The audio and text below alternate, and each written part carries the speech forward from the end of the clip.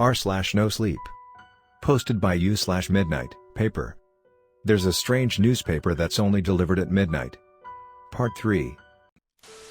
11:50 p.m. I sat behind the front door this time. The last few days had been bad enough for me to be a little more cautious. I was still taking aspirin to stave off the migraine that started as soon as the porch light went out on Friday night. I wasn't taking any more chances. There have been many comments asking me not to be outside when the paper comes, that maybe that's what caused the lead game to become real. I don't know. I also don't know if the people who say that it was my act of reading the papers that is changing things. But I can't stop. Not yet.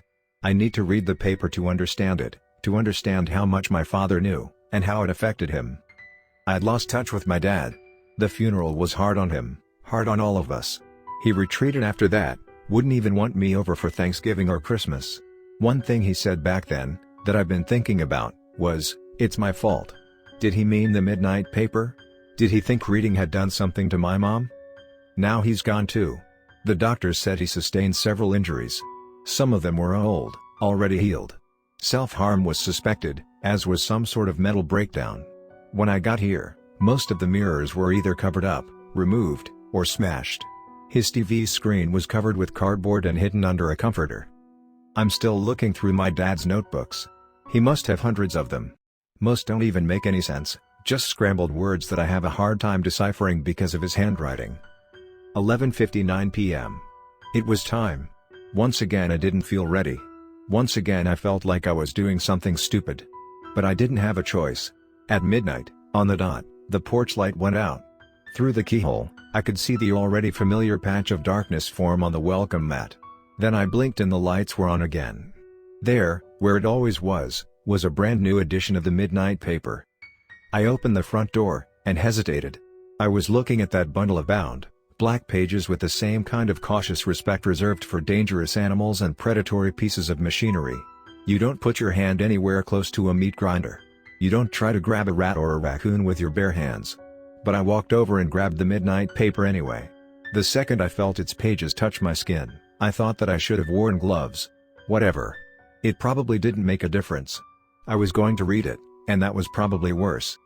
I repeated what was quickly becoming a sort of ritual. I took the paper inside, set it down on the work table in my dad's office, and used the knife from the kitchen to cut the twine. The paper unfurled itself slowly, and the headline popped out at me. The hunger, mass hysteria or unknown condition?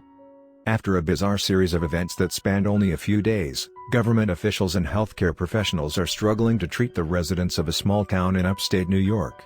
At their request, the name of the town is being withheld from all publications. It started slowly. A few strange reports started trickling into the social media accounts of many of the town's residents. Some were presented as cute. "My little guy was so hungry he got into the pantry and ate half of his new cereal box," wrote one young mother. Others were presented as comedic. "If I eat another burger I'm gonna end up like that purple brat from Willy Wonka," wrote one girl. Lastly, on that first day, some people were writing in concern, "My baby won't stop drinking milk. 4 bottles and still crying like he's hungry. What should I do?" It seemed that, slowly, everyone in town was coming down with a monstrous case of hunger. Delivery orders skyrocketed. Supermarkets became crowded. With each passing hour, it seemed that nobody was immune to the sudden onset of paradoxical hunger. And it was getting worse. People stuck at home ate through their entire bounties. Some even ate raw spices and garbage. Whatever was at hand, they tried to swallow, anything to quell that bottomless, nagging, painful feeling in their stomachs. The town's residents hardly slept that first few nights, choosing instead to continue eating anything they could get their hands on. Soon, concepts such as self-restraint and societal norms seemed to crumble away.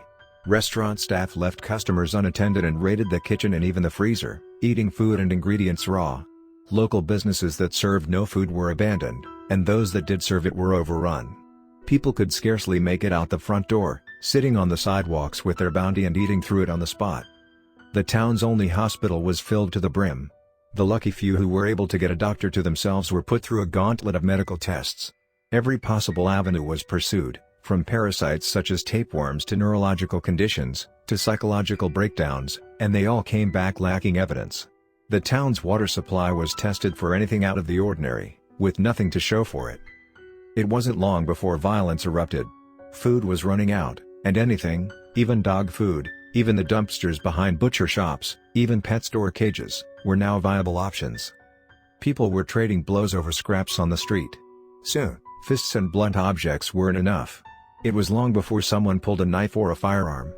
But knives and firearms were to be expected, to some extent. What wasn't expected, what was downright unspeakable, was when people started using their teeth.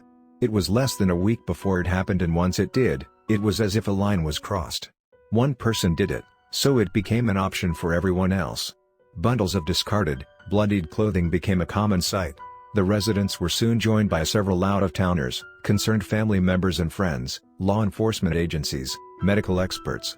Most of these people were never seen again, and those that were had already joined in. Through it all, a few social media accounts remained active. Most of them were incoherent or entirely mute, simply liking anything related to food, and soon just liking anything that showed a person or a pet. One account, however, contained just enough coherent writing to quote in this publication. "Ever why thing, yo you eat has a soul," the anonymous user wrote. "Yo you consume it when, yo you eat it, we can eat much more now, eat something, and, take it into ourselves, we can eat life itself if we keep going. Some are eating the ground and becoming this place, if the sun came down and we could eat it too." Reports from the town have since gone dark. Local law enforcement agencies have established a barricade around the area, effectively cutting the town off from the rest of the world.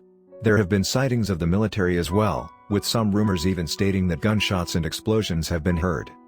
It's troubling, then, that there has been a trend of social media posts of uncontrollable hunger from surrounding towns in the area.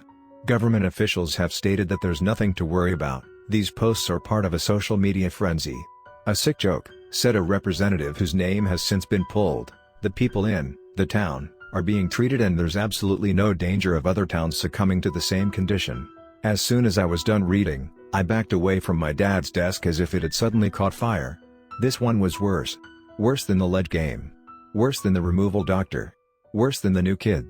If this one became real, it was unthinkable. Horrible. I grabbed a garbage bag from the kitchen and used the knife to push the midnight paper and the pieces of twine into it. I took the bag into my dad's backyard and pulled the grill's cover off. The midnight paper made a dull smack as it landed on the grill's metal bars. I screwed the cap off and flipped the bottle over. Before the lighter fluid even left the nozzle, the black pages began curling up and breaking into tiny motes and floating away. I sprayed the lighter fluid anyway, but by the time it hit the grill, there was nothing left. The midnight paper had vanished in seconds, breaking up into pieces so small I couldn't even see them fly away. I collapsed onto my dad's living room chair, the migraine already back at full blast. You were right. I shouldn't have read it. I should have listened to my dad, because when I turned the TV on it was set to the news. And they were talking about several encounters with a strange man. A strange man who claimed to be a doctor.